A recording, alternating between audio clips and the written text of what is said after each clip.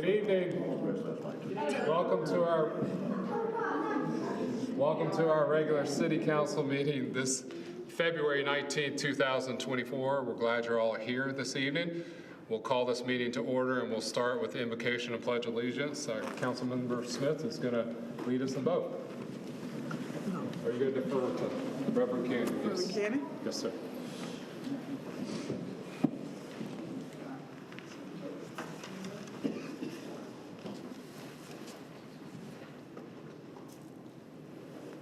Fill us with your grace, O Creator of this universe, as we make decisions that might affect all of us and those around us. Continue to remind us that what we do today, all we accomplish in pursuit of truth for the glory of you and for the service of humanity. We ask these things in your name. Amen. Amen. I pledge allegiance to the flag of the United States of America and to the republic for which it stands, one nation, under God, indivisible, with liberty and justice for all. Thank you very much. Thank you, Reverend Cannon. We appreciate it. Thank you.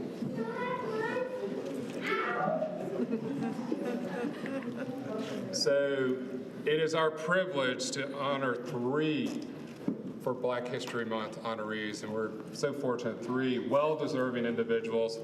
And I will start with Mr. Grant over here on, well, you don't have to sit down, please. We get to read some great things about you first. Yes, sir. And you're saying, uh-oh. Don't say uh-oh. It's all good. These are great things. These are great things. This is a proclamation recognition of service for Reverend Joe D. Grant, whereas Reverend Joe Grant was born in Seneca on August 20th, 1963, the youngest of 7 children of the late J.D. and Mrs. Grant. Whereas Reverend Grant has been married to his wife, Irene, for 32 years, again, 32 years, and is the father of 3 children and grandfather to 2 grandchildren. Whereas after graduating from the Oconee school system, Reverend Grant joined the Army, where he served for 10 years, including time in combat in Operation Desert Storm, and received many awards, including 3 Army Commendation Medals and 4 Army Achievement Medals in the Airborne. How many times did you jump? I'm really light on jumps 30. 30? That's not light. That's not light. More than the rest of us. Yeah, way more than the rest of us, right, Catherine? Whereas Reverend Grant is employed with the U.S. Postal Service and has been a mail carrier in Clemson since 2003, again, since 2003, performing a valuable and sometimes overlooked service to the community. Whereas when a colleague sustained injuries in a car accident while on the job, Reverend Grant organized a fundraiser to help pay for medical and other expenses. Whereas Reverend Grant was licensed to preach in November 2005 and was ordained through the Seneca River Baptist Association in 2010 and has been pastor of the Clemson's Greater Faith Baptist Church since May of 2019. Whereas Reverend Grant is also a member of the Clemson United for Racial Equality, CURE, a committee to pinpoint key racial issues in the area and work towards correcting them. Now, therefore, I, Robert Halfaker, Mayor of the City of Clemson, on behalf of City Council, do recognize Reverend Joe Grant for his dedicated service to our community through his career with the Postal Service and his calling as a pastor of the community. In witness whereof, I hereunto set my hand and cause the great seal of the city to be affixed this 19th day of February 2024. Congratulations, Reverend.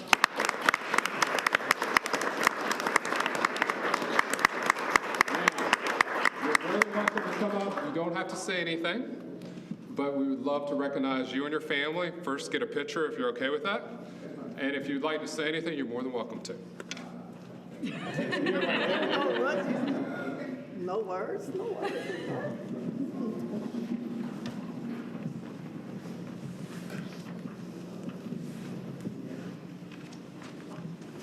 I just wanted to make one correction. Oh, correction, yes, sir. 37 years. 37 years. We will make sure. We to make sure it's correct. No. She reminded me. All right. We're going to get a new one for you with the right. So, yes, sir, we are.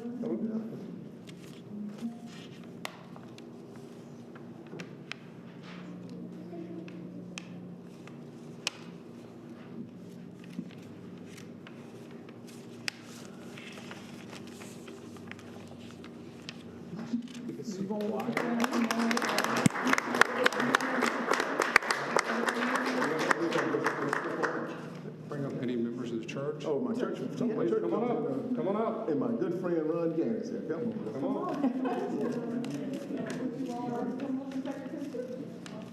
It's a great opportunity. We'll step away. I know, I think that was just a come up here.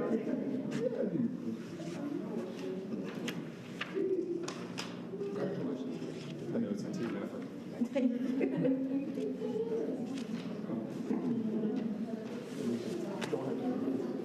fine. It's fine. Misery loves company, huh?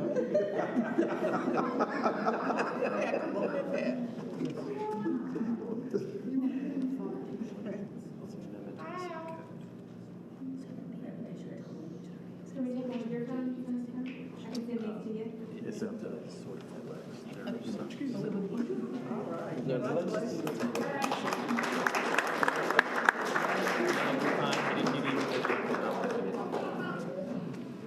It's fine.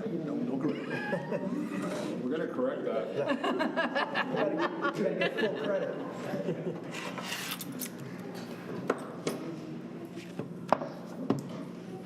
Like I said, we're very fortunate. We have 3 honorees tonight, and the next one is Judy Randolph. She's right there in the front row, if you didn't know. But we're glad you're here. We got to see each other Saturday night, and you're just like, it's a night after night here, but this is a good thing. We're recognizing you for many years, so I'll read this proclamation of recognition of service for Judy Randolph. Whereas Judy Randolph is a lifelong Clemson resident and graduate of Daniel High School. Go Lions. Mother of 3 and grandmother of 4 who spends her time working to improve the lives of those in need in our community. Ms. Randolph is a founding member as well as board member of the George Rosetta Shaw Center for Housing and Economic Growth. Whereas the Shaw Center, she has prepared home improvement request surveys, prepared and ran Will's clinics, and is now in charge of identifying homes where safety improvements will be made through a grant from the Community Foundation of the Greater Clemson area.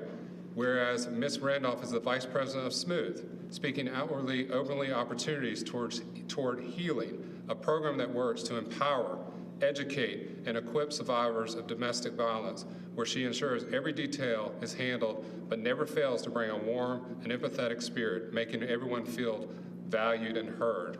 Whereas she spearheads an initiative known as also Smooth Santa, collaborating with Toys for Tots to ensure that over 1,000 women and children have Christmas presents. Whereas Ms. Randolph is also co-founder of the Pickens County African American Parent Coalition, a group that helps coordinate Black History programs and activities across all of Pickens County schools, as well as providing school supplies to the community. Now, therefore, I, Robert Halfaker, Mayor of the City of Clemson, on behalf of City Council, do recognize Judy Randolph for her dedicated service and outreach, particularly to the historically underserved or overlooked communities in pursuit of a better life for all. In witness whereof, I hereunto set my hand and have caused the great seal of the city to be affixed this 19th day of February 2024. Congratulations.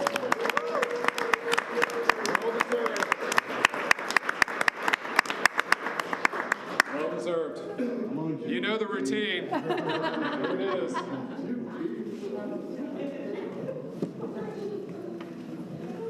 I like the purple too. That's awesome. It's my favorite color.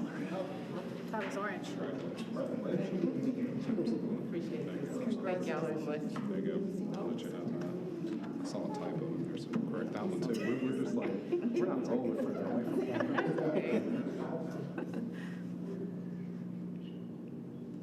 I don't know why you're so quiet. Your family, come on up. Come on up. Come on up. I haven't seen them. Thank you.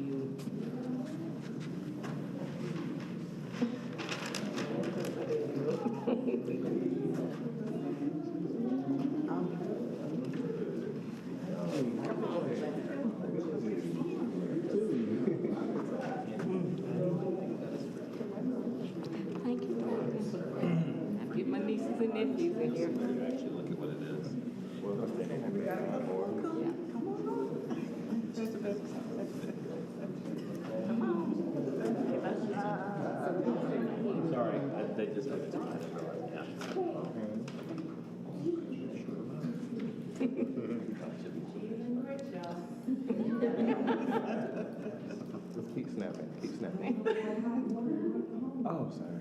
No, don't keep snapping. She wanted to get in the picture.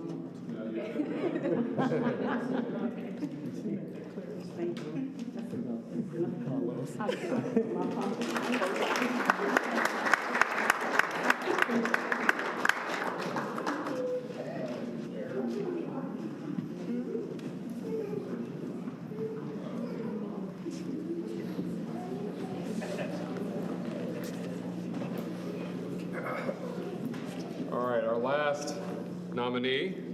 Alicia, you're kind of hiding way back there. So we're going to draw attention to you now. This is awesome that we get to recognize our last nominee for tonight, and all three are so well deserved. So this is a proclamation recognition of service to Alicia Greenlee, who was born in Philadelphia but moved to Seneca with her family in 1979 at the age of 8. Ms. Greenlee attended Seneca High School and became one of the first students to participate in South Carolina's new Gifted and Talented program in 1988, whereas she received a scholarship from the Clemson University in 1989, where she continued exploring many media college had to offer, and graduated in 1993 with a Bachelor of Fine Arts degree. Whereas after graduation, Ms. Greenlee began working as a textile designer for La France Industries, where she was invited to participate in a traveling exhibit called Black Women Achieving Against the Odds. Whereas she married her high school sweetheart in 1995 and decided to become a stay-at-home mom after the birth of their son in 1997, but she continued to freelancing as a design consultant, working with several textile companies on the East Coast, and even creating a home decor line. Whereas in 2008, Ms. Greenlee refocused her energy to follow her true passion and began creating works of art with wood, some of which are currently, and I'm going to say this very loudly, if you haven't been over to CAM, please go over to the African American Museum. Her exhibit is unbelievable. And you can go numerous times and you will see something new every time. So please, please do go over there. And she's done a fabulous job. Like I said, it's on display at the Clemson Area African American Museum, where she also works part-time as a museum assistant, where she has faced challenges in finding exhibits in which she can participate that would highlight the Black experience in America, but she's devoted to her craft of creating art that invokes social change. Now, therefore, I, Robert Halfacre, Mayor of the City of Clemson, on behalf of the City Council, do recognize Ms. Greenlee for her dedicated service to our community through meaningful art, and witness whereof I hereunto set my hand and cause the great seal of the city to be affixed this 19th day of February 2024. Congratulations.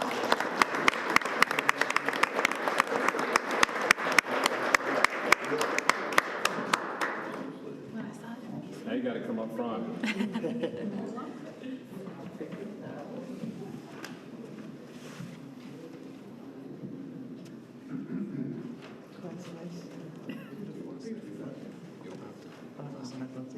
They're not gonna say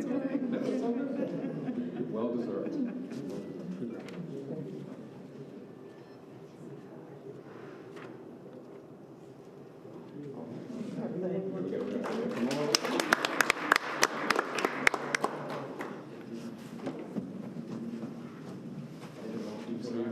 Good to see you.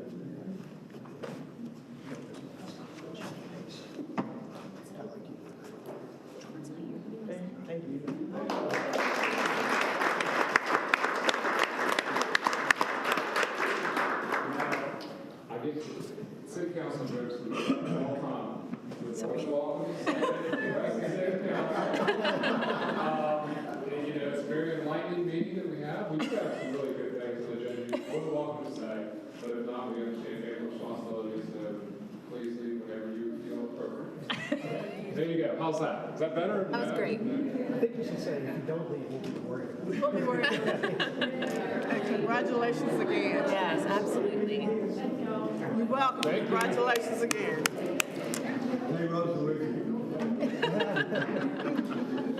She's gonna stay just because he said that. Yes, she'll stay. Bye-bye. Yes, sir. No, Leave it alone. you know I'm gonna follow up.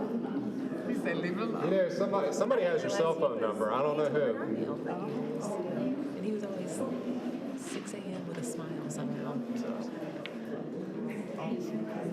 It's just Nathan over there by himself. All by himself.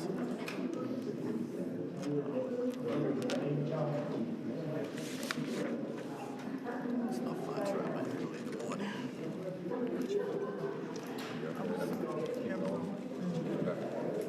All right, so we'll keep going.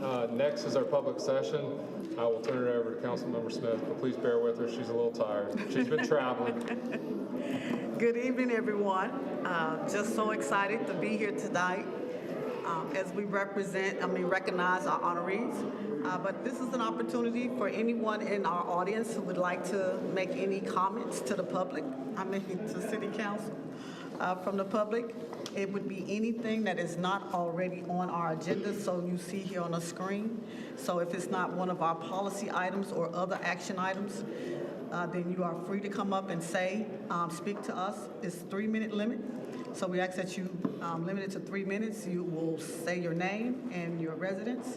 And we also ask you to sign in. I think it's over there with Jeremiah. So you would want to sign in as well. So please, this is your opportunity to share any thoughts you may have with us so that we can take that into consideration. Okay.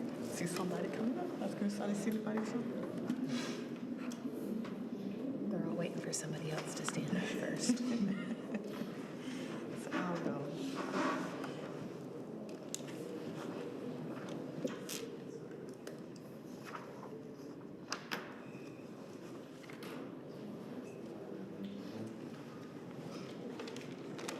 I'm Tim Dunbar. I live at 103 Lewis Road, Clemson. My father-in-law, Dr. W.C. Godley, used to teach at Clemson University for 40-some years, and we're currently in their house, since they passed on. I've been to several of the meetings recently about the, the core project that's supposedly there on the Kiwi Trail. And I've listened to I think at least 3 presentations of it. And there's at least 5 things that this project does for the city of Clemson. Number 1, it increases pressure on our water system with 8,100 gallons a day for all the toilets being flushed for the 1,350 beds in that development. There's 6,750 gallons per day for the showers that they will take. Number 2, it adds stress on our water treatment system with these 14,800 gallons being done every day. I don't know if anyone's done a study to see if we're at capacity in that area, because soon they're opening that 850-bed place up there off of Old Central. Another thing. Number 3, it increases the wear and tear on the roads by all the extra cars running on it that aren't registered here. Number 4, it already compounds the added pressure on our traffic, as you all know, is abysmal. Trying to go down 123 on any Friday. It takes at least half an hour to go from the lake, to College Avenue. It gives us a concentration of 18 to 25-year-olds, which, as we know, statistically are the worst drivers as introduced by insurance companies. I think 2 weeks ago, there was a motorcyclist killed at 93 and 76 when a car turned in front of him. Probably a college student trying to go somewhere that they thought was vitally important. And it changed a life, all right. And although pushed through by the Planning Commission with 2 dissenting votes, this does nothing really to enhance the city of Clemson. It takes away our retail space more than it adds to it. Finally, this core project, they're adding, 950 beds out at the pier, which again adds more congestion and more problems. And if the council's thinking of the fact that they're going to enhance the park, 3 times they've said that's up to the city to develop. If you want to develop a park, condemn the property through eminent domain, raise funds, and build a park. But don't abuse, the city residents by building this monstrosity that we do not need. And finally, to save the council's reputation by finally voting no on a project that most of the city residents do not want. Thank you.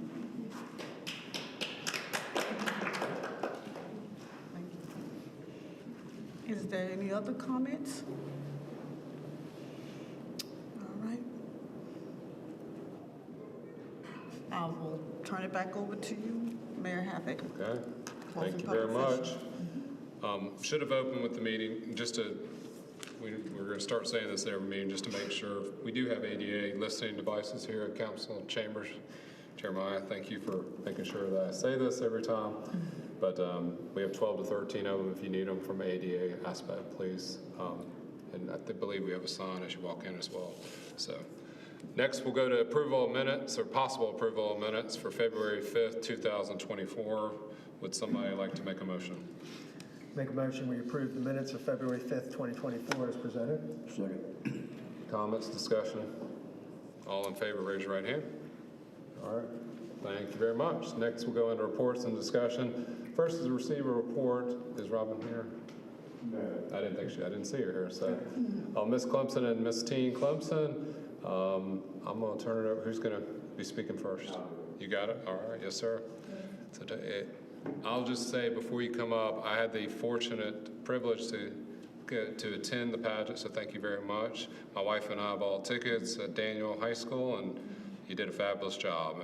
And obviously you have the representation here of the winners, so we love it that you brought the winners here as well. So I'll turn it over to you to share with everybody in the community what went on a few weeks ago. My name is Dale Maddox, and I'm the Executive Director of the Board of Directors for the Miss Clemson pageant. I've been with the Miss America organization for 38 years, and have been with the Miss Clemson organization since we started with your support back in 2015.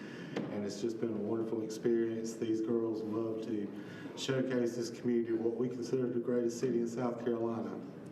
We all live, our blood runneth orange, and we love everything about Clemson, and that's part of what they want to do is be an ambassadors for this community, and that's to promote Clemson in every way possible. So with your support and stuff, I'd like to introduce you to them right now. We have Davis Wash, if you'll come up, Miss Clemson. Hello. And then we have Maddie Porter, who is our Miss Clemson team. I was looking at her mom. And then we have Maddie Hernandez, who is Miss Tiger Town team. And we're very fortunate this year to have enough representation as far as support from the community that we were able to crown not just 2 representatives for this area, but actually 4. And these women embody everything about the Miss America organization, empowerment of women. All 3 of them already commented about how impressive they were to see this many ladies sitting on a council. So I'm just going to let them briefly tell you about what their focus is this year of service and turn it over to them. I'll start. Hey, I'm Madison Hernandez. My community service initiative is You're Not Alone, advocating, educating, and helping youth struggling with mental illness, and I truly cannot wait to bring it to the city of Clemson. Hi, my name is Maddie Porter. I'm Miss Clemson's teen. My community service initiative is Let Your Legacy Live On, advocating for organ donation and living a healthy lifestyle, and I'm so excited to get it going in the city of Clemson. And my name is Davis Wash. I am the new Miss Clemson. And if we have time, I just want to tell you a little bit about the organization that we are representing. So the mission statement behind Miss America is preparing great women for the world and preparing the world for great women, which I think is really important and key in that statement. The Miss America organization's whole mission is to bring scholarship funds to the young women across our nation. Miss South Carolina alone gave $50,000 to the winner last year. And while I did not walk away with the Miss South Carolina title, I still came home with $16,000 to go towards my student loans from our incredible Clemson University. So I am a living example of what happens when not only you give young women the ability to further their education with those funds given from this organization, but also what happens when you give young women a mission and a goal to pursue. So my personal impact initiative is Defining Difference, which is highlighting learning disabilities communities across our state. Having already been in some school systems in the Clemson area, I am so excited and honored to be able to represent an area that has built me into the woman I am today. I would not be who I am without my education from Clemson University, and I'm very humbled and proud to represent somewhere that I love so dearly. So we just wanted to take a second to thank you for all of your support and want to let you know that anything y'all need looking forward, do not hesitate to call us. We will be there smiling at any event you need us at. And I wanted to let you know how thankful we are, and we can't wait to work with y'all for this next year.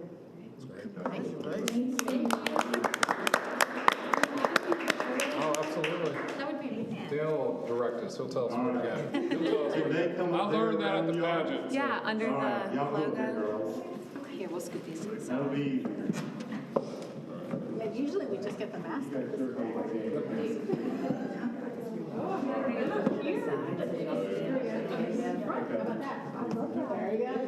I've got used to that. I don't know how to not walk y'all. There we go. How about that? How about that? Where you want me at? High heels on. Nope, one in the middle. Okay, wait, we need somebody. We need someone. I'll let the men be in the back. Just put the man in the back, it'll be fine. Oh, yeah. All right, let's bring, yeah, there you go. Let's get some definition here. Get up here a little bit. There you go. All right. I'll get lower. I'll step back. Ooh, this is good.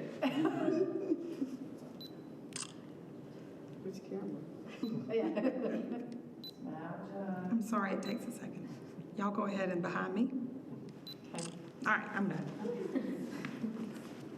I can remember pictures. I got all these little people in front of me. All right, here we go. 1,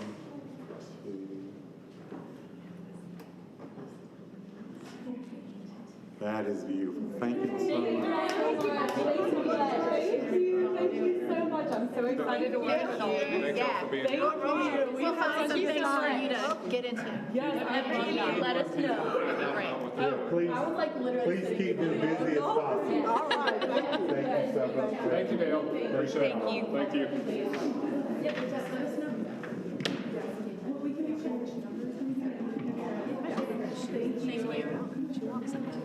And as I say to a lot of people, you're more than welcome to stay, but we understand you got other responsibilities. There you go. See, school. School is Thank y'all for being here.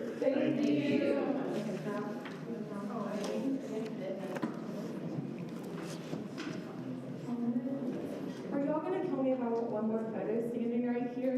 No, you want us to get out of the way? Yeah. No, I want y'all in it. Okay. We're always like, okay. You could be behind the podium speaking. Should I look official? Okay, I'll kind of lower. There you go, there you go.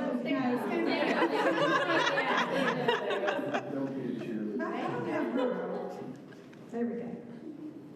Okay. There we go. All right. Thank you. Okay. Thank you, Jeremiah. Tell you, Allie, I can walk in Thank those you. shoes to save myself. Jeremiah, thank you.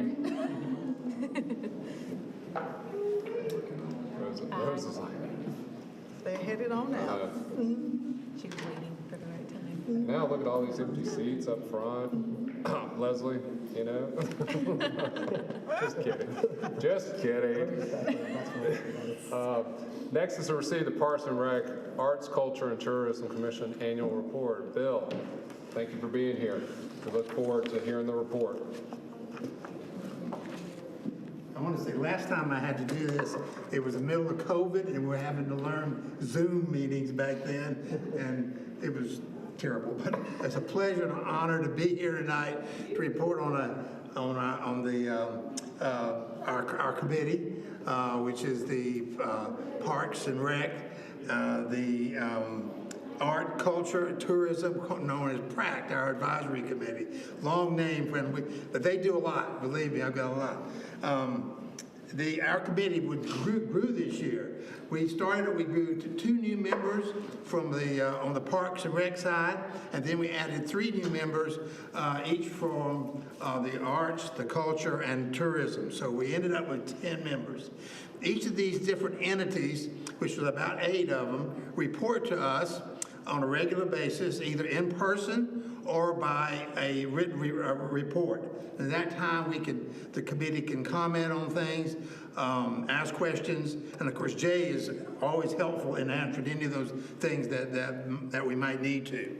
A little bit later on, I want to comment or give you some highlights of some of the different entities that have had report to us and some of the things that are going on.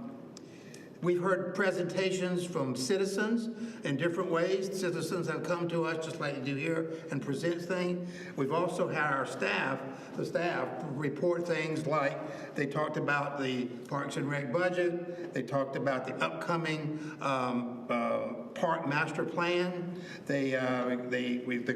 Request for the new building called the Community Event Center. Those were presentations that we also heard during this time. Plus, there are many other things that we heard from here and there that just can't go on but so much on that. First off, let me talk about a little bit about the park, urban, and land management, which was headed up by Tony Tidwell. First off, one of the big things you might see is the completion of the Green Crescent Trail around the Clemson Park, behind the Clemson United Methodist Church, up Frontage Road. That was a beautiful sight out there, seeing all that done along the Frontage Road, going up into the community park. Then they went in and planted trees in that area for the ones they had to cut down in building it. And I walked through it. I didn't know it, but I rode my golf cart through it one time too. But it's really nice through there. It's a perfect place for golf carts. Then we had a ribbon cutting for the Green Crescent Trail at the Gateway Park, which was very nice. Those of you who got a chance to come, it was very nice out there, well attended by everyone. Then from going on, there was a study for the Clemson tree study on the canopy, which was presented to us on with all the different trees. And from that, we found out that there was still a lot of non-tree area around the Clemson Elementary School. And so I think John Duckworth, on the 24th, is going ahead leading up a project to plant some trees there. And so hopefully we get some more trees going at the Clemson Elementary School. Comment, everybody's invited to that. It's Trees Upstate. That's Trees Upstate. They also they helped us with the planning, what you just said, near the Methodist Church. So right. It's on the backside of Clemson Elementary. From what I heard, they planted a lot of trees. Saturday at 9 a.m. Plant a lot of trees. Saturday at 9 a.m. They were out there prepping it this morning. It's ready. A Greener Clemson was part of that, doing the planning for the elementary trees. We purchased Berkeley Orchard. We built a new shelter at Dawson Park, and I went out there just the other day, and it's beautiful. It's going to be a really nice restrooms, a nice shelter. I know they've already getting ready to order picnic tables for it, so it's going to be a really nice addition to that park. If you haven't been, there's a new playground being built at Nettles Park. Beautiful. I think it's pretty much done except for putting the bottom layer on the bottom layer. Just a little quick side note: my wife helped build the original shelter there. She was one of the fundraising cohorts that got it all together for that. So it was kind of special for her to know they doing it again. They put in an ice and beverage machine out at the 12 Mile. The Eagle Scouts completed 10 new disc golf baskets at Mountain View. Hosted 2 Arbor Days events. Many improvements are being made to 12 Mile, the Clemson pump track, and the community gardens. So there's been a lot being done with those.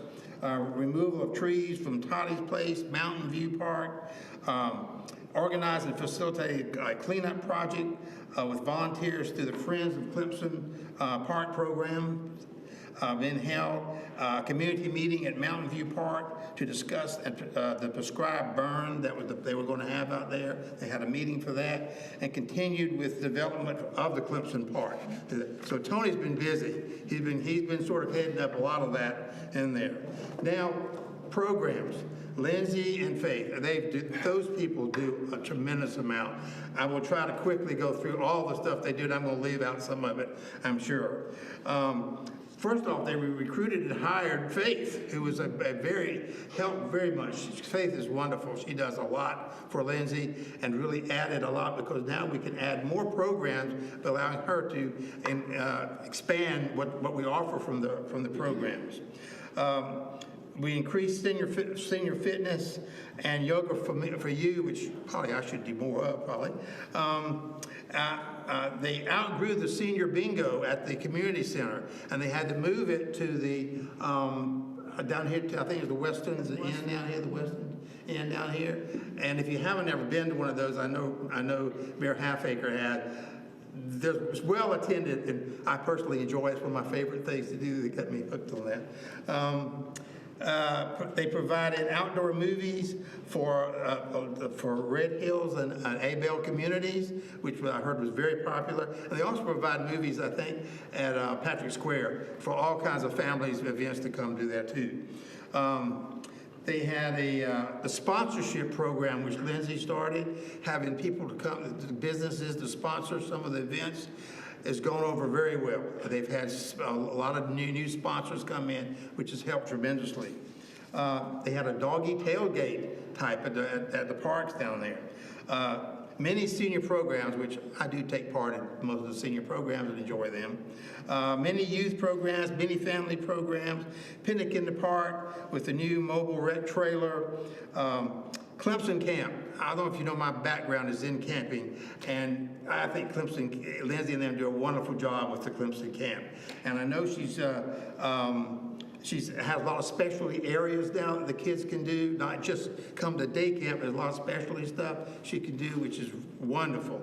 And she's getting, and what's something also very to me, since I taught middle school, she's now trying to work in a new middle school program with her camp.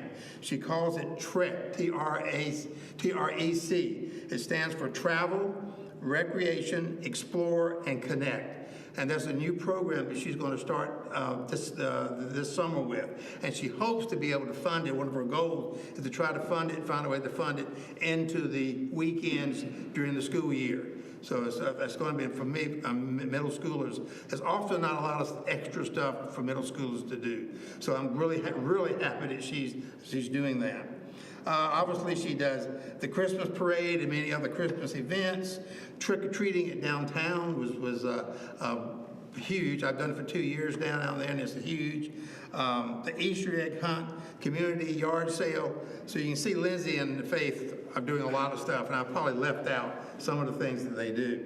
Goals that she likes to look at. She's implementing that teen program, which she's important. She wants to keep it funded hopefully through the school year. She's done something new. She wants to provide headsets for translation to Spanish during the Christmas parade. Something that they can wear, some kind of headset, and have somebody translate to the Spanish-speaking community can hear what's going on with some of the events and some of the floats and stuff that are going by. Finding she wants to look for a low-cost event space so we can have our bingo and other things at low cost besides what she's having to do. And she wants to add more toddler and mommy and me classes. I'm not sure what those are, but that's it. Now, another important program also to me is the recreation and sports programs. Very important. We are the only agency in the state to have hosted 3 different state tournaments here. Baseball, basketball, and soccer were all hosted here.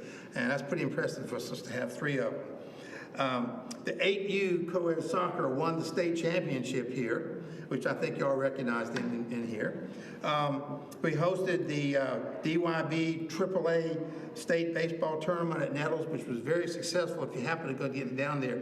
A lot of people from a lot of different communities were there, and the ones I got to talk to were very impressed with everything that they were providing there. They secured funds for new scoreboards for the different fields and the field names, be able to put field names on them for what was there. They completed the ADA ramp project for the middle soccer field.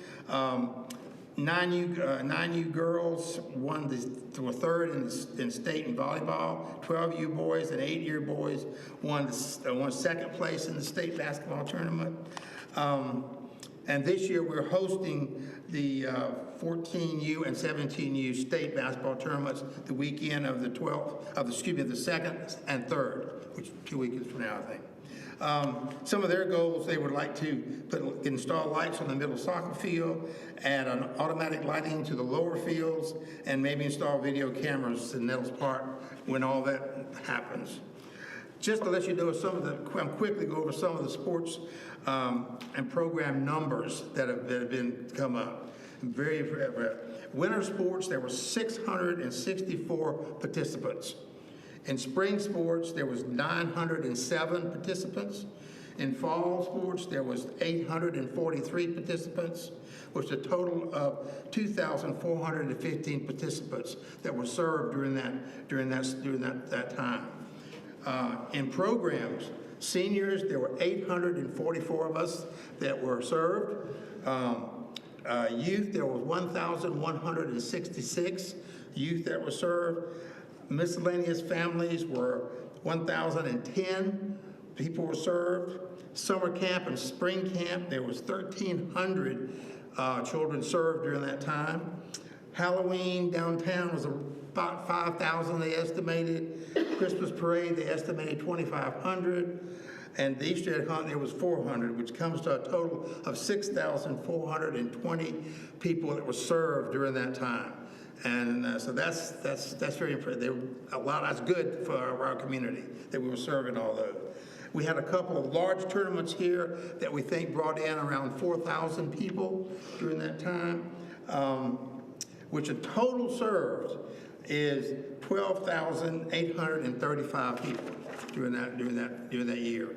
Which and those are just kind of rough figures. I'm sure there's not exact figures, but they're close. Park facilities.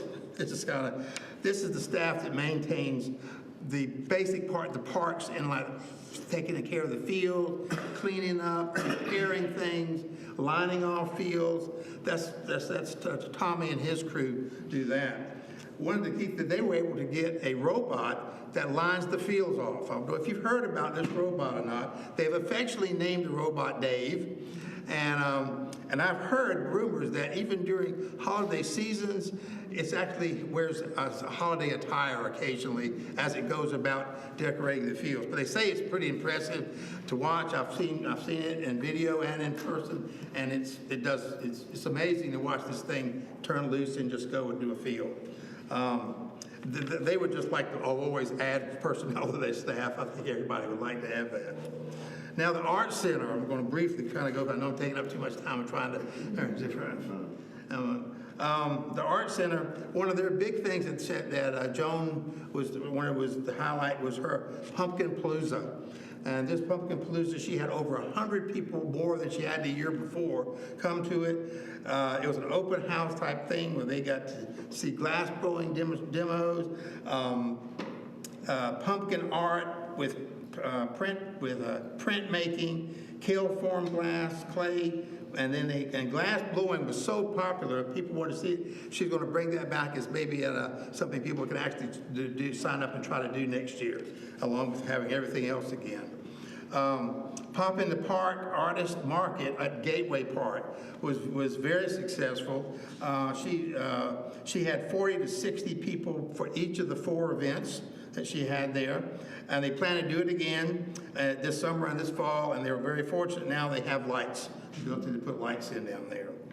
Their regular program has grown because of a program manager, Emily Phelan, I think I say that, and her consistency in the social medias. And if you've seen the new stuff that comes out on Facebook and all, with that has really helped her tremendously. And Emily is the primary head behind all that. She's done a great job with that.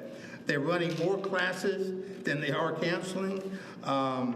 They have a wait list for the pottery wheel classes and the clay open studio. They have double the amount of youth classes. Joan said they had about 300 people come to some of the events and about 700 classes and summer camp participants. So she's doing a lot also down in there. Some of her goals is to create a creative community section on the website where you can highlight our students and artists in the upstate and offer tips, resources, and projects that the people may do by looking online and coming from them. She wants to add 12 more people to the open clay studio, which will require some remodeling of her area, but she stays well within ability. And she wants to introduce a spring break week-long camp, along with the kids out of spring break. So she's really growing and doing a lot, which is good. One personal note, Peter Hyde wanted to thank her personally for doing for the Art Center for the fall partnership with Skate Upskate. The event helped raise like over $1,700 for the skate park at Clemson Park. So he wanted to personally make sure I thank her personally for that. And the last, but definitely not least, coming up, well, I'm almost last, is the Clemson Area African American Museum by Angela. And I was just going over with Robert some of the things I was down here to make sure I had everything I needed to, but they've done an awful lot. They hired a part-time museum assistant, Felicia Greenley. I think we just recognized her tonight, and they said she's doing a fantastic job. Held a collaborative Juneteenth celebration with Clemson University and the city of Seneca, installed a replica of the segmented classroom, and curated and installed the Cecil Williams Civil Rights photo exhibit, installed the 3rd annual African American art exhibit, Where Am I From? And hosted our Kwanzaa 2023 celebration. Collaborated with Clemson University and Littlejohn Community Center on the 23 Black History Luncheon, added 30 historical photographs of Black veterans and other historical documents to CAM's archives, received $100,000 from the Institute of Museum and Library Services for the Oral History Project, received $1,000 from Pickens County Recreational Grant, conducted oral history training workshops with a lady from Clemson University, interviewed Mabel Owens Clark for the Oral History Project. I went up there, she's the one up that does the Soapstone Church. I actually went there because several years ago she had it was very good. And she took us all around the gravesite and the church and all that while we were up there, and it was very fascinating. Moderated an evening with Felicia Rashad, I think I said that, Felicia Rashad at Clemson University. Hosted 15 Clemson University students in the Martin Luther King Community Service Day. That's just some of what I'm sure she's doing. I had to go quickly through all those things, and I didn't mess up too bad. Some of her goals that she would like to continue to develop: the Black History Trail, host Juneteenth 2024. I think it's our turn to host that, I believe, here. Right. Continue to recruit and train community members for the Oral History Project. Continue to build CAM's archives and history documents and photographs. Schedule and complete 20 oral history interviews. Plan, design, and curate. This is, I think, very good. Sincerely Daniel is the exhibition. focusing on Black athletic history of Daniel High School from 1964 to 2012. That's because I coached during those eras, some of those eras, not all of it, and it's be very interesting to see all that. Assisted with planning educational exhibits for the Red Hills reunion. That's a lot. So Angela and her staff are doing a tremendous amount of stuff. And these entities report to us and give us this information, which is, to me, fascinating to learn all this. Because a lot of it I never knew before, and it's been really great. The last thing is tourism, and that's Lauren. One of the things, she rebuilt the Visit Clemson website and on a new host platform, and I think I've seen some of that come online, and she's doing wonderful things with that. She implemented the Passport to Clemson program.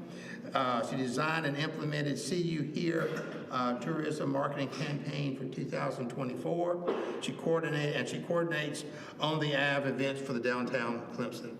So again, Lauren has a lot of things. I'm sure this isn't all that she's doing, I'm sure. Her goals she wants to expand the Passport to Clemson program, and she wants to promote Clemson as an outdoor recreation and as a long weekend through strategy marketing.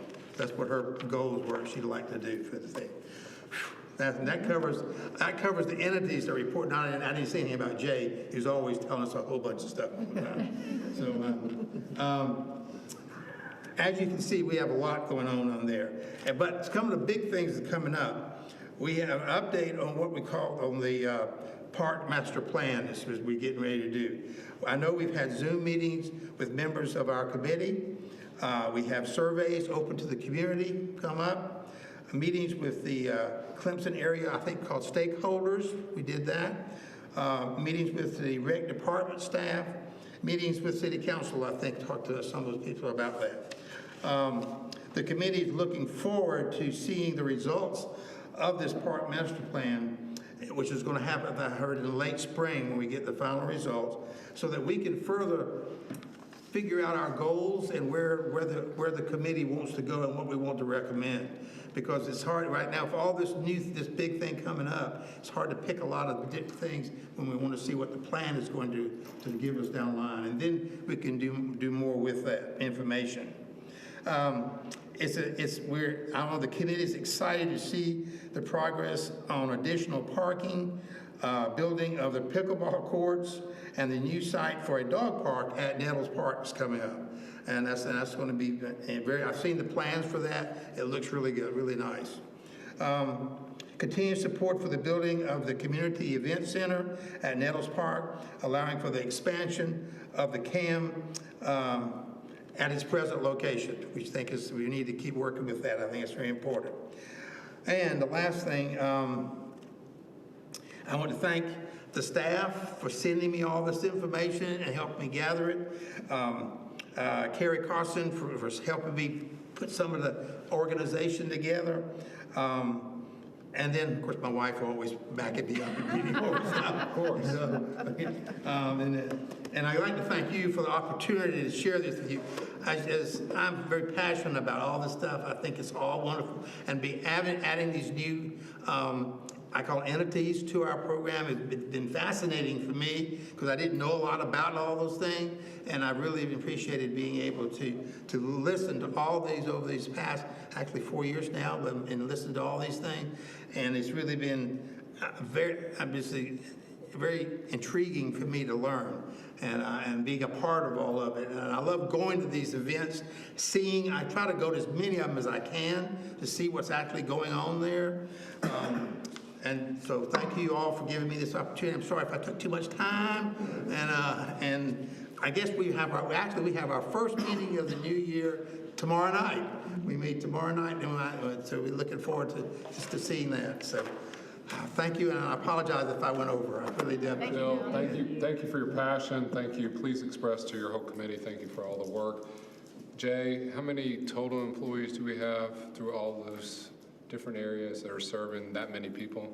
How many employees? Very limited number. I'm just going to say it like that. Not enough. So thank you. Yeah. Thank you for the employees within the city. Also, thank you for your participation, Bill, and your wife's participation as well. I know how it works. I have the same. I'll give credit where credit's due to my wife many times. So with that said, we appreciate it. Any questions, comments for Bill? But he did a fabulous job. Thanks to everybody's help. Recapping all the different activities. It's just amazing how many things are going on within the city. So that's awesome. Is that it? You're good. Again, thank y'all so much. We just expect- It's been a pleasure and an honor to be able to help the city with all this stuff. We expect to see you out at that skate park as soon as it's done, too. I don't know about that. So thank y'all again. Bill, on the side note, also thank you for mentoring one of the Clemson Elementary students, too. Thank Yes, you. Your passion. That's been a joy. I know Robert, you did. Thank you. It's been enjoyable. Thank y'all. All right. All right. Robert's leaving. You know what I'm doing. So next, Leslie, I believe you're going to share the annual audit presentation, I can say it like that. Leslie, you're having to come up from the back. And Leslie, before you speak, first of all, I'd like to recognize your hard work, all your team's hard work. I've seen the report. Thank you. We're very fortunate to have you and your team putting it together. And also we have who's going to represent, talking about the audit itself. So appreciate all the time and energy. We're in good financial shape, thanks to you and many others. So I'm leaving. Turn it over to someone that's more capable than I am. Just for everybody's benefit, I'm going to Clemson University to talk to the IFC, Interfraternity Council, talk about real exciting stuff, but it is very important. We're talking about the Social Host Ordinance. Chief, I'm going to meet Sergeant Wilburn, so I'm leaving. But it is something that we need to do every year to reinforce what goes on in the Social Host Ordinance. I can hardly say that sometimes, but you okay? Right, I'm out of here. I'm Thank you. good. Thank you for reading. Capable hands. All right. Maybe I don't fall asleep. Go ahead, Leslie. Okay, thank you. And I was just going to say, we have a great team, so all of this is definitely a group effort. I wanted to introduce Grant Davis. He is the partner in charge of our audit with Malden and Jenkins, and he has a presentation about the financial audit. Well, thank you for having me here. I will try to be brief but informative. And like I said, I've got a presentation. I think you all have some copies of a few things maybe in front of you. One would be the largest individual item in terms of the number of pages is the annual comprehensive financial report itself at about 130 pages long. The second is what we call our auditor's discussion and analysis document. I'm not going to go through that, but the purpose of that document is simply to communicate some things that we are required to communicate to you all as your external auditors. It also tells you a little bit of information about who we are as a firm, which I'll mention in sort of short form as I go through the presentation. And then there's some financial highlights, a look at some new accounting standards. Anyway, about 30 pages of information for your perusal there. So I've got this PowerPoint that I'm going to try to condense all of this data into and kind of go through with you all. And I'm not sure if I don't know if it's going to be on the screens or not, but anyway, I'll just keep rocking. So like I said, my name's Grant Davis. I'm with Malden and Jenkins out of Columbia. We audit about 725 governments across the Southeast, including a number of cities. And otherwise, I'm not going to read you all the various statistics. You can see all that information in there.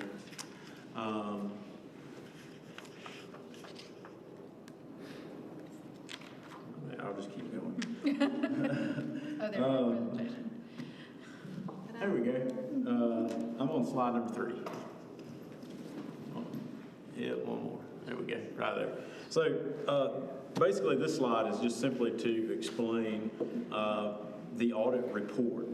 If you open up the annual comprehensive financial report, you will see front and center in that document is our report on the financial statements. I'm happy to say it's an unmodified report or a clean opinion. I think I've probably said this here before, but that's really the only acceptable result in a financial statement audit. So good news, it's a clean audit opinion. That opinion goes on for, I think, 4 pages, so there's a good bit of information throughout that document, and I'll try to highlight a few things. We conducted our audit in accordance with generally accepted auditing standards and government auditing standards. The financial statements themselves are management of the city's responsibility, and our responsibility is to express an opinion on those, which we've done. Again, that's a clean opinion. You'll also notice, if you flip through the whole document, if you haven't, and you will, or maybe you've already done it and you've noticed it, at the very back of the document, there's a section called the compliance section, and there are 2 additional reports on our letterhead. The first of those is what we call our Yellow Book report, and it's a report on internal controls and compliance with laws, regulations, grant agreements, so forth and so on. I'm happy to say that we didn't note any instances of non-compliance or any material weaknesses in internal controls.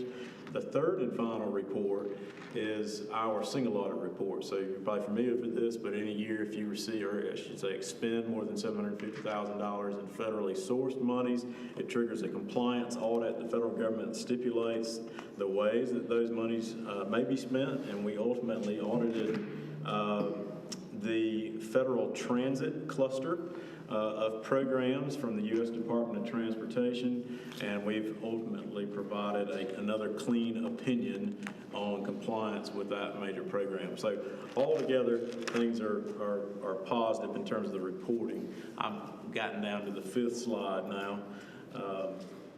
So a few things that we're required to communicate. And again, all of this is ultimately memorialized in our auditor's discussion and analysis document, but the city's significant accounting policies are disclosed in the footnotes to its financial statements.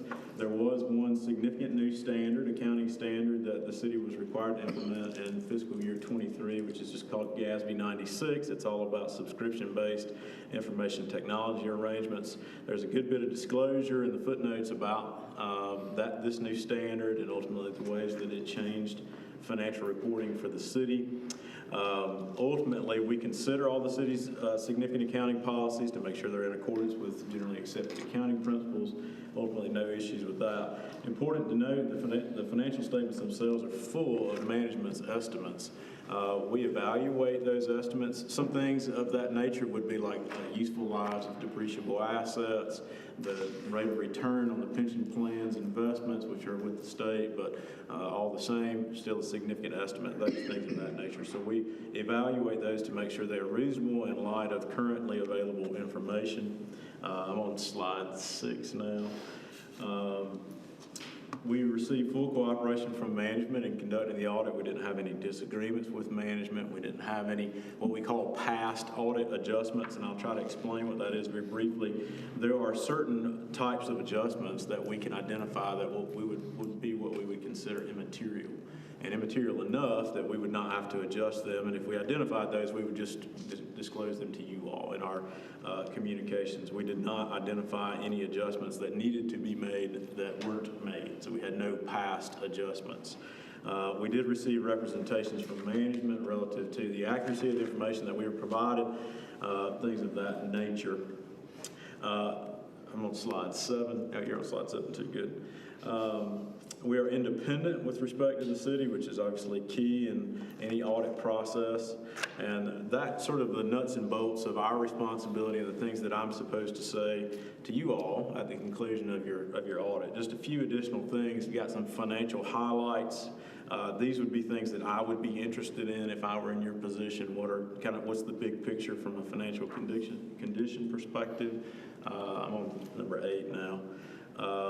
I'm going to go through this real fast, and these are obviously rounded numbers, but total assets of the city, $132 million versus total liabilities, $52 million. This is for all the city's funds, all together. This is the city as a whole. Gives us net position, or what you would maybe be familiar with being referred to as equity, of $79 million. On slide 9, total revenues of the city, $45 million versus total expenses, $30 million. That gives you a change in your net position or equity, an increase of $15 million from 2022 to 2023. The general fund is generally of primary interest in any city government, and I've given the same types of highlights of the general fund here. $48 million in total assets, about 46 of that is cash and investments, so extremely liquid assets. Liabilities, $33 million. Most of that, $30 million of that, is the general fund acting as the bank, so to speak, for the other funds of the city. So there are loans between funds, which is typical in a governmental environment. We expect all those to be collectible or paid, whichever the case, at least within a year. Fund balance of the general fund, $15 million. Of that total 15, the most important portion of that is unassigned, which is basically available for appropriation. That's $13 million. And if you take that $13 million as a function of your expenditures of the year, the general fund spent about $15 million in fiscal year 23. If you want to look at how much fund balance you have based on that spending, it's almost a year. It's about 361 days of fund balance on hand at the end of 2023, which is a very, very healthy place to be. If you consider what your major source of revenues are and your cash flows, I mean, primarily property taxes are a very large slice of the pie. Those are generally paid in January, February, so to be at June, not in that season of property tax collection and have not only enough to get you back through to property tax collections, but all the way back around again is obviously a very healthy place to be. In the end, the general fund had an increase in its fund balance of $4 million. This chart is just revenues in pie graph format. The big red slice of the pie is property taxes. Again, the most significant portion. I won't spend any additional time there, just something to think about. The next is expenditures of the general fund alone. The big purple slice is public safety, which is typical for governments, especially city governments. Just a few additional things to note. The water fund, and I've got one slide for the wastewater fund and the transit fund. These are three what we call major funds, and they're business type funds in that they are intended to operate like a business. Just similar concept, just give you a few highlights from those. The water fund had an increase in its net position or equity of about $1.7 million. Its cash increased about $13,000. Again, this is from 2022 to 2023. The wastewater fund increased in its net position of about $1.6 million and experienced an increase in its cash of about $51,000. And then finally, the transit fund experienced a decrease in its net position of almost $600,000, and it had no cash at the end of 2022, and it has no cash at the end of 2023. So flat on the cash flows there. Last couple things, just a few other matters. The GASB continues to make our life interesting. GASB sets GAAP for government, so it sets the required standards that we have to report under. They have been very active for the last decade and are going to continue to be so, though to a lesser extent.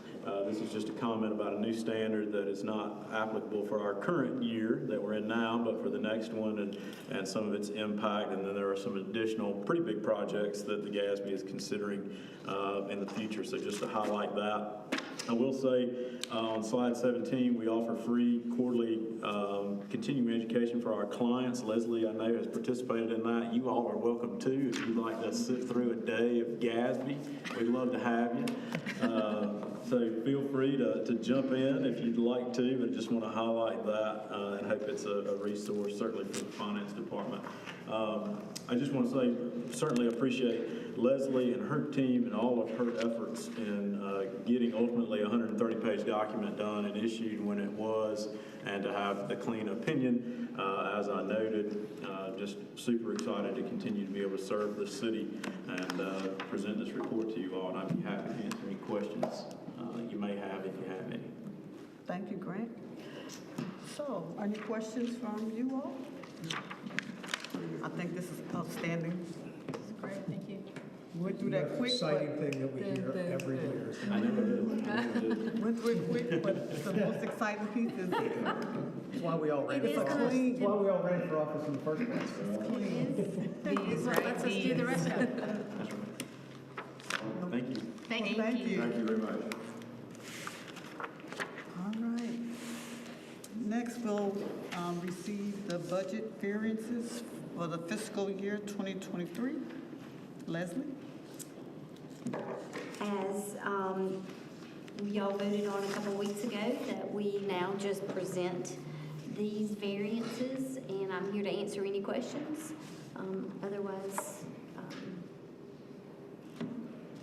I'm not sure how y'all want me to go through, but there. Any highlights or summary? Well, one thing to say is that even though individual departments or functions, meaning general government, public safety, may have been over, we were under overall, which is why we had such an increase in our fund balance. We had more revenues than projected, but we also had less expenditures than projected as well. So each of these really represents just how and where we budgeted, and even though we were over in some of those departments, we were under budget overall.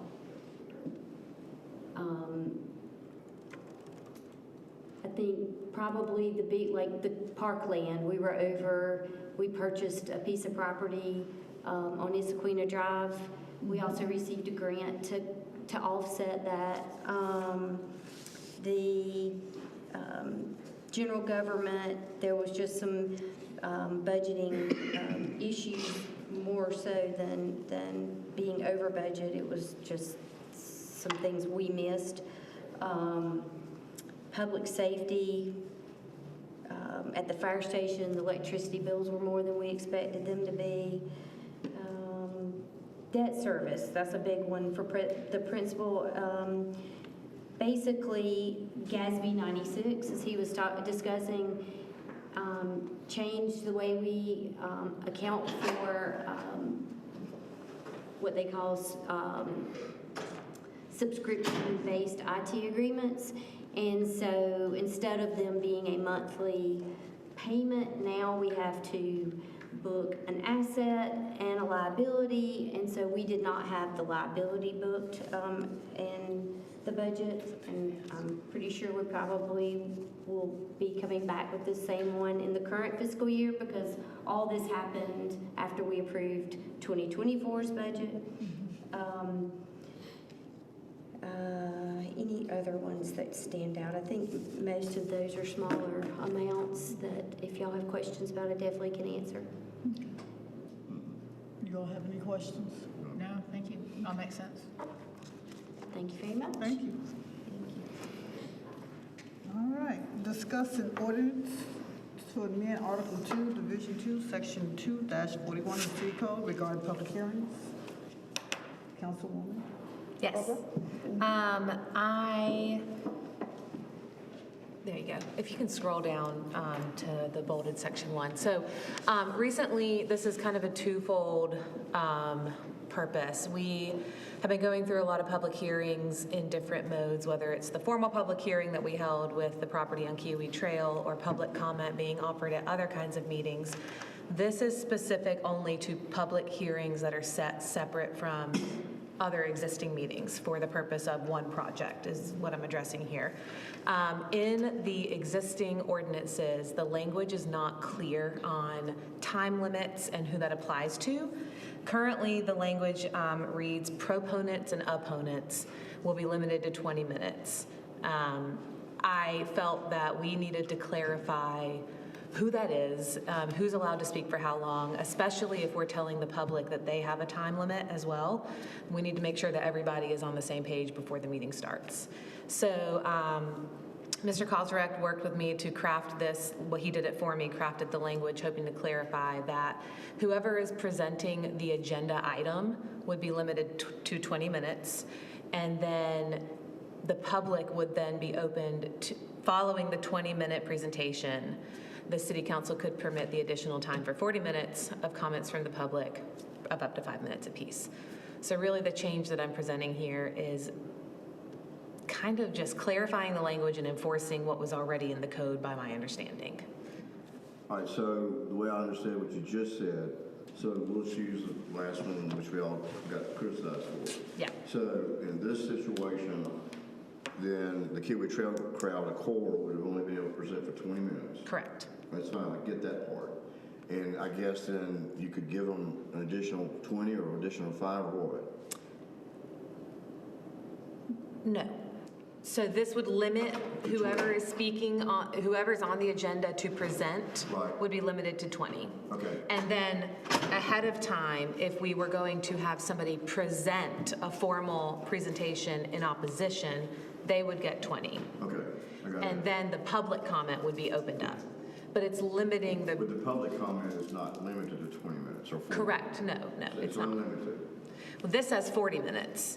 It would be, if we were setting the meeting for an hour in Right, section I got I, that, the but public comment would be 40. That would be a perfect world if it went for an hour. We can extend it. We have that power as council to extend public comment. But this sets the initial boundary. This is setting the initial boundaries. And I think it's probably a good time to look at how we're doing this anyway, because we just went through training with all of our boards and commissions, and they're having to do the same thing. So. Well, using the public planning commission the other night, they set that at 20 minutes, if you recall. And I think, the way that was. Set what? The public comment at 20 minutes? No, the trail, Kiwi Trail presentation was set for 20. Okay. And he had the alarm go off, and I think he may have given them an additional 5, but it wasn't a significant length of time. And then, of course, the public comment beyond that was, there weren't that many people that commented, but there was space for that. Yeah. I clearly have no problem with the 20 minutes. I just want to make certain the public has all the time, that we don't limit that in any form or fashion. Yeah. I don't know if there could be, so I think that's right, because the way that we have it written now would limit the meeting to an hour, basically. Correct. So if we can. Well, I mean, most probably go an hour, but there might be some that won't. Bigger projects might have more comments that aren't layering the same thing, So, I mean, you set this up as if it's always going to be an hour. Correct, but council, and Ms. Boatwright is correct, excuse me, council always has the ability to enforce or not enforce the rules that are set out with respect to, the idea being, even if it were set up to be for 3 hours, if a council member voted to stop the debate and there was a second and a majority voted in favor of stopping, you would be stopping. So either way, council would have the ability to either stop debate sooner or to allow debate to go longer. This is simply making it clearer that there is some initial threshold to set parameters. I think. So, something that I'm still a little confused about. So, last time, when we did this, the presentation by core was an information presentation so that the public and everyone else could see what was being proposed.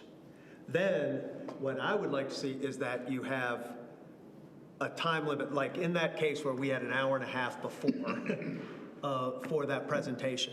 I think we need to have some level of presentation. This is where the project is, this is what's going on, this is what's currently being proposed. Then we open it up for public comment, and if we have 40 minutes left, we say we've got 20 minutes for proponents of the project and 20 minutes for opponents of the project. The way this reads now, it's almost like, hey, we can call core the proponents, then we can have a group of people that organize and say, we're the opponents, and we've got our 20 minutes, and then there's 40 minutes of public comment. I think what we need to separate out the presentation of the information that needs to be there, and then say, we're going to start with 20 minutes for proponents or whatever, or 30 minutes, I don't care what the number is. 20 minutes for proponents, 20 minutes for opponents to give equal time to both sides of the position.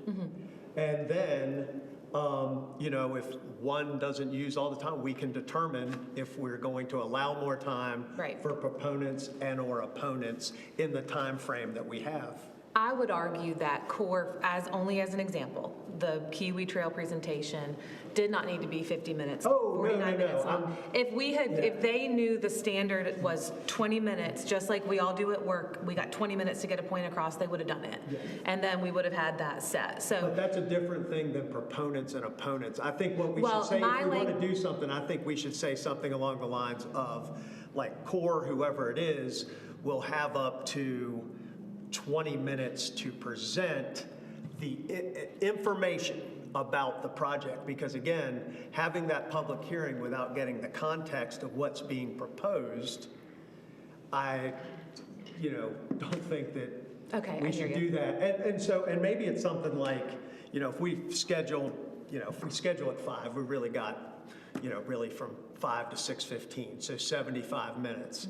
We could say, I'm comfortable with 20 minutes or 15, or if we want to say a third of the time, because again, there's going to be different scopes to what needs to be presented from an information perspective, and we need to be aware of how long that's going to take and give a reasonable time, but give a cutoff, like, we don't need another 50-minute presentation. You can get your point across in 15 or 20, and then open it up for what you're talking about there. Mike, is there a rationale for why we have to have in there proponents and opponents? Because to Bob's point, if we start with the public hearing and whoever that is would be given that 20 minutes, and then you just kind of open it up. I guess because to your point, if people organize and be proponents, then they can come up and do that presentation. So is there a rationale as to why we have to have proponents and opponents? Or can we just start with leading with the 20 minutes and then talk about how it will proceed from that point? Because we do probably need that information. Yes, ma'am. There is a great rationale why it is the way it is right now. Okay. And that's what I was starting with. Yeah. The city code currently has that language in it. And so I'm always hesitant without a request to completely rewrite a code section to do as much as possible to surgically change things rather than we could have taken all of that section and started from scratch and require that you go every other, that is a proponent, an opponent, I can craft whatever mechanism council wants. This was just an effort to try to clean up surgically a little bit, but the proponent-opponent language was already in the pre-existing code. Okay. Yeah, I'm definitely in favor of the 20 minutes for the first part of the presentation. But I was coming back to what you said, was I was curious because we have so many people who come and speak, and they might not label themselves as simply a proponent or an opponent. We have plenty of people who are in the middle, and so that was part of my question as you sort of elucidated. In lots of debates, if you want to get very old school, there is 4 against and 2 in issue. So you actually could have potentially 3 signups, if you will. Those people in favor, those people in against, and those people who genuinely are not sure. They are speaking to the issue, not necessarily for or against the issue. And then it really is a matter of the person who is managing the public hearing, which is the mayor pro tem typically, to determine if any of those people are out of order given the position for which they signed up. So if you could have someone sign up for and immediately get up and you can clearly tell that they are against the issue, and they can be ruled out of order because they're effectively trying to steal the other side's time. But what you're saying though is that before the session, everybody that came to speak would essentially have to state their position. Not necessarily verbally, but as they sign up to speak, they would have to state the position either for or against. I am simply pointing out that that is an option that council could ask for. I think my idea was limit the agenda item presenters to 20 minutes. Right. Public session opens up. Right. We maintain their 5-minute limit as well. Right. I mean, really, what you were trying to accomplish was 20 minutes for the presenter. Yes, and I know it's more complicated to put it in writing than what's in my mind, but that was the goal of my. And I think we should. I do like the opponent from the or what did you say the third one was? Two. 4 against and 2. 4 against and 2, where we say if we have again 40 minutes left, we say first 20 minutes we're going for, second 20 minutes against. But if you don't have people that are signed up for one side or the other, and someone has new information, we can allow them to do that. Or if we have a room and it's 20 minutes and it's all against or all for, and there's nobody signed up on the other side, I think we've heard what we need to hear. I don't know that we need to have the for or against. Can we not just write the language that you're speaking to, right? I mean, I don't know that I feel that we need to do for or against. I do think, again, I think it's council's desire as to whether it's an informational presentation for no longer than 20 minutes and then 40 minutes of public comment. Right. Wow. Or however long. Or up to 40 minutes, or again, if council decides to extend it, council can certainly council's extend discretion. it or limit it. Right.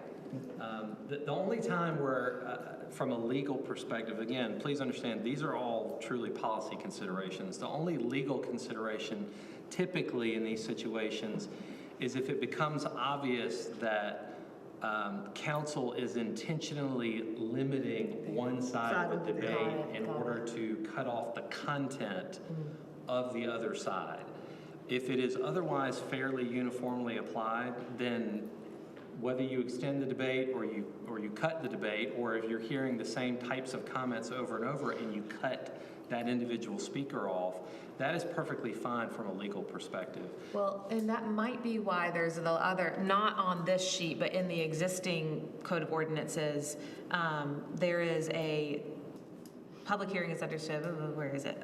But the don't repeat what the person before you did. Add to the discussion, don't just come up and say the exact same thing. That's what I think what the intention is there. And I think the other part too, when you have the opponents, I think to your point, maybe speak to the two, because if we do ask them to kind of tell us at the beginning, and we only allow maybe, and this just really playing some equity issues, we let 5 who say they're for and 3 who say they're against, because we run out of time.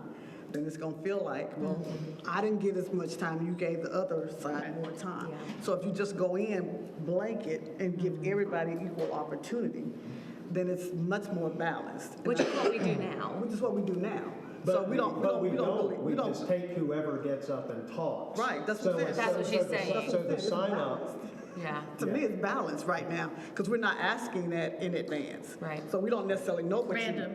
It's random. It's whoever stands up. It's whoever decides to come up and speak. But if we start kind of asking you, what is your position, then it leads to that perceived bias, or people could think that we're being biased.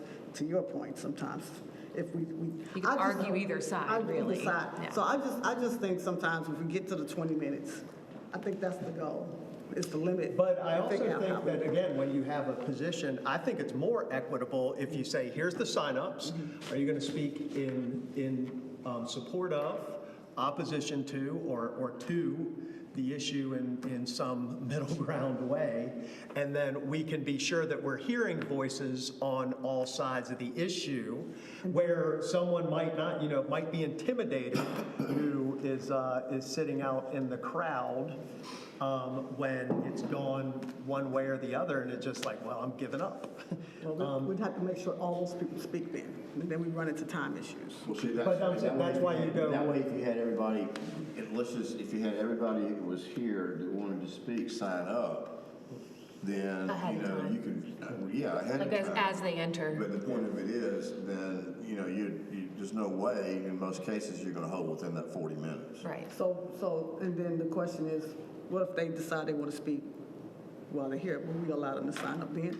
If they get If here. there was time on the list. So I say- think, and that's why I think you have, the time, the point of the time is, we are going to say, all right, you've got your 5 minutes, or if it does say that you can, one side or the other can give all their time to one person to speak, but you've got your up to 5 minutes. You've got your up to 5 minutes to speak, and if it's a 4, we go up to the 20 minutes, and then you go, if we have people that are opposed, we go, up to the 20 minutes. And then we've heard equally from both sides. And if there's not people, let's say there's 20 minutes of 4s and there's 10 minutes of against, we can go back to the 4s at that point. Here's yes, I'm hearing 3 blocks in a meeting, 20 minutes of presentation, 20 minutes of opposed, 20 minutes of in favor. If it's not used, whatever, and then you open to the last, I guess? Yeah, if there's not. I don't know. Yeah. Okay. Yeah. And if we think there's going to be, there's nothing to say that we have to limit it to the hour. We could say this one needs to be an hour and a half. Well, if it's a smaller, we'll know ahead of time, I think, on the public interest. But if it's a 20-minute section limit for opposed, then you have 4 slots for 5 minutes max to sign up. So 4, and then if they're not filled up, then you move on to public open forum, I guess. I don't know. And I think we can do a better job of prepping whoever's Am I making this too complicated? Yeah. Okay. I was gonna say, well, could we, for time's sake, maybe come up, Yeah. maybe work on some. We'll revisit language, this, revisit, yeah. and then bring something that I'll we pick can look people's at. brains before we meet again and. Well, I mean, we're gonna have an opportunity to test this, you know, soon, again. So, I mean, I don't know this will be in place by then, the point. Well, Yeah. Probably not. But can't we go ahead and announce it ahead of time that the presentation will be 20 minutes? Yeah, that part we can. We can go ahead and do that as part of the public announcement. Well, that's already in It's already in the, there, so we can do that. not crystal clear It's gotta though. enforce that. Right. But it's in there, so I think. It's in the existing So we language. should be okay. That's what I Okay, meant. got it. Yes, ma'am. Thank you, guys. Thank you.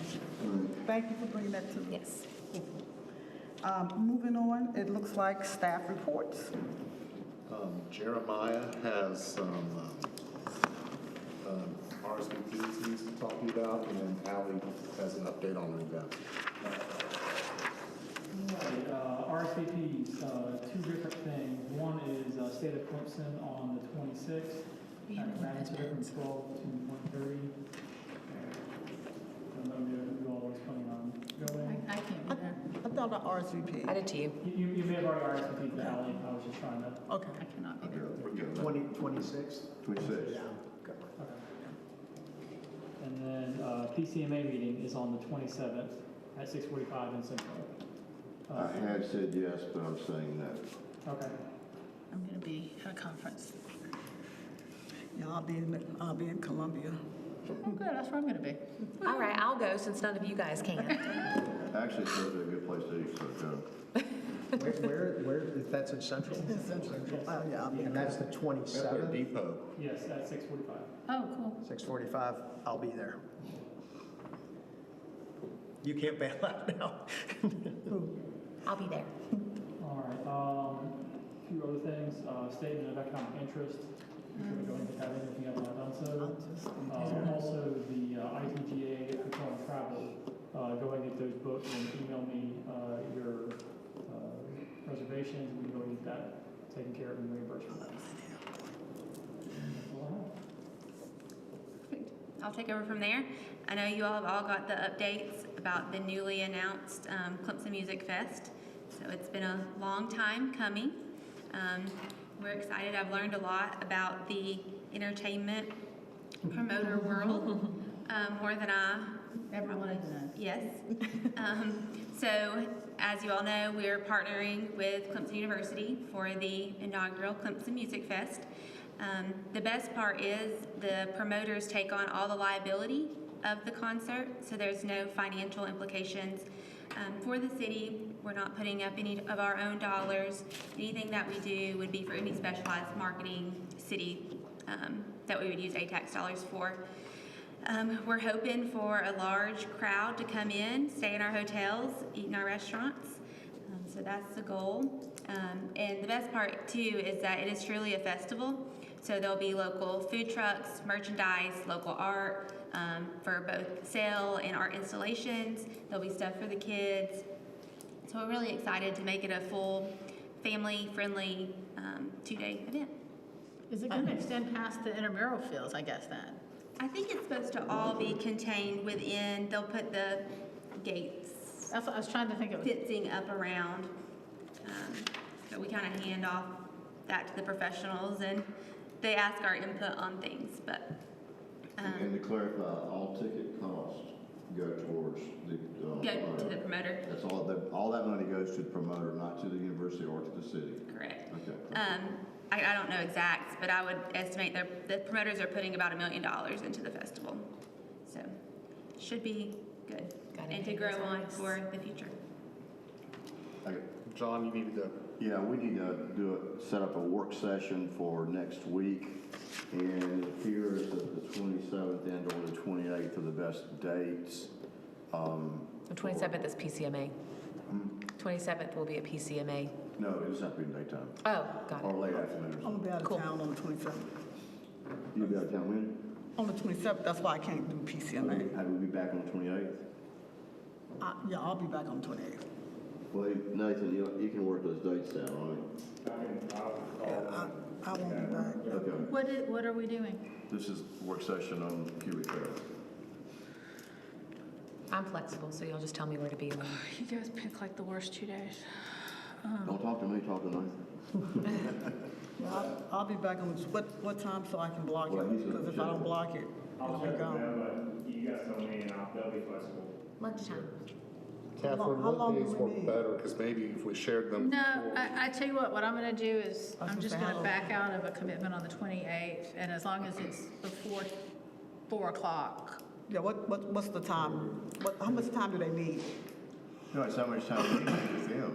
Yeah, because I have to be in This is a work Columbia that session. night. I mean, this is, It's really up to you guys. I mean, whatever, however much time you need, and then I think they'll be flexible to your. Who is they? The Kiwi Trail. Okay. When you say Kiwi Trail, we're talking about Corey? Yeah. Okay. Sorry, it's not clear. all right, so the 28th is the only day. Okay. And Does lunchtime work for everybody, like I lunchtime? could do lunch, yeah. It works for me. all right, let's hopefully do it in an hour, get lunch. I mean, It should be I fairly- can go to 1:30, but I can go We'll to start at 1:30. noon. Simple. All right, that's what I got. All right. Because like, I know we have an executive session as well, and Mayor, Robert asked me, and I want to do this before, because everybody will be gone by the time we get out there. He said that he has gotten a bunch, and I thought the same thing when we saw it, to thank Sarah for the community connection. He said he's gotten 5 or 6 really great comments, you know, in just the last couple of days since it came out with the most recent community connection. All right. Anything else, Andy? No, ma'am. Okay. Moving along, other policy items, consider a mutual aid agreement with the North Myrtle Beach Police Department. Chief Campos. Thank you, Mayor Pro Tem, Council. Per the Municipal Association, whenever we consider signing a mutual aid agreement with another agency, bring it before council. This one is for the Memorial Bike event that occurs out in Myrtle Beach. They're requesting assistance with staff, and this is specific to that weekend when that occurs. All costs would be reimbursed to the city for sending folks out there. Simply, when they have large events like that, if we ever were to have a large event like that, we would reach out to other agencies as well for staff, and that's basically what this is. Well, that's good, thank you. How many days are we having? It's just the weekend, that Yeah, weekend. Okay. And this agreement is term limited just for that weekend. Right, okay. They don't have to go back. The only time they would have to go back is if they're involved in something that had to go to court, and that would be the only thing. But this agreement says that they would reimburse for that if that occurred. All right, any other questions? Would somebody like to make a motion? I make a motion that we approve the mutual aid agreement with the North Myrtle Beach Police Department as presented. Second. Okay. Any discussion? All those in favor, raise your right hand. All right. Item B, consider increasing the city dupe energy overhead to underground program stipend. Ally, this is yours, but I do need to read something. I'm Go ahead. recusing myself from this. And being more official than we were last time. And I do need to read something when she steps out of the room. Just so everyone is aware, since Catherine had to recuse herself, the presiding officer shall direct the statement to be printed in the minutes. The members shall be excused from any votes, deliberations, and any other actions on this matter due to conflict of interest. I got it for him, thank you. Okay. All right. So, Thank you. And as I reported on last meeting, our program that we started about a year ago has been really successful. We've had 81 total submissions and 22 projects complete. And that's with our current stipend, that's $1,500. So I'm recommending to double that to $3,000. total, so 1,500 from the city, 1,500 from Duke. And this is funds that's specifically set aside by Duke and the city as part of their revenue that they generate from city sales. And I have had a lot of people this week even reach out, ready to go. So what we'll be doing is, if approved, I'll create a new application to separate it from the ones who have previously applied. And if they did not move through, they can reapply with the new application and move forward the same way. If passed, my next step is to send a letter to Duke requesting the change, and they will approve it. And then I would like for it to go in effect the 1st of March. Any questions? All right, would somebody like to make a motion? Make a motion, we approve increasing the city's Duke Energy overhead to underground program stipend as presented. Second. Got that? Okay. Any discussion, further discussion? If not, all those in favor, raise your right hand. All right. I guess we can go get Catherine. She can come over. Thank you. At this time, Tracy, you can come on up. Consider the addition of Columbus Day and Veterans Day to the city's holiday policy.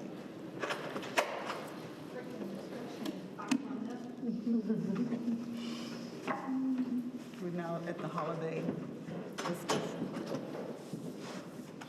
Thank you. As discussed at the previous meeting, after doing class and comp benefits study, we were down 2 holidays compared to our peers. So recommending that we add Columbus Day and Veterans Day to our city holiday schedule. If you guys have questions, let me know. Okay. Any questions? I don't see any. So would somebody like to make a motion? I move we approve the addition of Columbus Day and Veterans Day to the city's holiday policy. Second. Any further discussion? If not, all those in favor, raise your right hand. Thank you very much. You're welcome. Thank you. Now we'll consider authorizing the city engineer to negotiate contract with Hogan Construction for design, demolition, and construction of the new downtown police substation. Oh, wow. Exciting. Oh, this is exciting. It is exciting. I'm standing in for Mr. Hinkle this evening. We interviewed 2 really good candidates here, and this came out on top, so we feel like we have a good plan going forward. So this is just authorizing Nathan to enter in that negotiation. We've done the RFQ, so this will take it to the next step. All right. Any questions? Oh, this is going really easy. All right. Would somebody like to make a motion? I make a motion that we authorize the city engineer to negotiate a contract with Hogan Construction for the design, demolition, and construction of the new downtown police substation. Second. All right. Any further discussion? If not, all those in favor, raise your right hand. I guess you're standing in for him again. I am, yes. Consider authorizing the city engineer to negotiate a contract with Whiteside for streetscape improvements to College Avenue between Highway 93 and North Clemson Avenue. Yeah, so this is the second part. The first part is the building. This is actually a streetscape to this. So one of the criteria we had was how the construction firm on the building would work with the engineers of the streetscape. And so these two work well together. I'm very encouraged that we have a lot of good applications here too. So this was also a very tough decision, but this will allow Nathan to enter into the second portion of actually firming up this contract. Awesome. Any questions, Susan? All right. I move we authorize the city engineer to negotiate a contract with Seaman Whiteside for streetscape improvements to College Avenue. Second. Any further discussion? If not, all those in favor, raise your right hand. Thank you. Moving right along. Is there any mayor, council reports, comments, new business? I just have the one. I did go ahead and register everyone who said they could attend the Black History Month luncheon. so you should be good. Hopefully everything will go well. Ally, I just didn't know if you were planning to attend, so I wanted to make sure I have a space, so I wanted to make sure I had that for you. Okay. So other than that, look forward to you all being there next week. So that's what I want to report that out. Anything else? I'm sorry I'm missing it. I know, that's okay. So if there's nothing else, we need to go into executive session to consider appointments to city boards and commissions. South Carolina Code, Section 30-4-70. Would someone like to make a motion? Before a motion's made, I'm going to be recusing myself from this because it's a conflict of interest with the applicants. I'll fill out a form. We'll be good to go. So I will not be going into executive session with you guys. Okay. I don't need to read this again, do I? It's in record. I'm looking. I don't need to read this again, do I? So moved. Sorry. No, you're good. I don't need to read this again, do I? The conflict of interest statement? Okay. I'm moving we go into executive session. Okay. All those in favor, raise your right hand. All right. Headed to executive session. And I put all that out and left it home. Oh, well.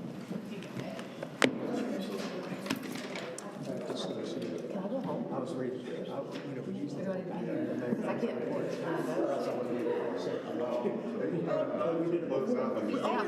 My migraine started out when I was on my medicine, so I was able to tell her to get the medicine every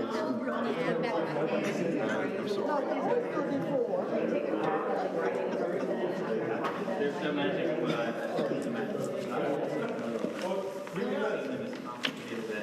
up sheets in advance, 15 minutes before the meeting gets to start. I have seen them. Well, I think I'm sorry, I missed that. You're right. We have given a State institutional research meeting in Columbia. I'm going home. Just make sure to see me I'm after. going home because y'all got enough people here, so I don't have to stay. Sir, Just make sure to see me after we go ahead and pull that form out. you need to do it now? Because I'm getting ready to go home. Because they got it tomorrow, so I don't have to be here for the rest of the Sorry, Jeremiah, I should have done that earlier today. This is it. I wasn't prepared.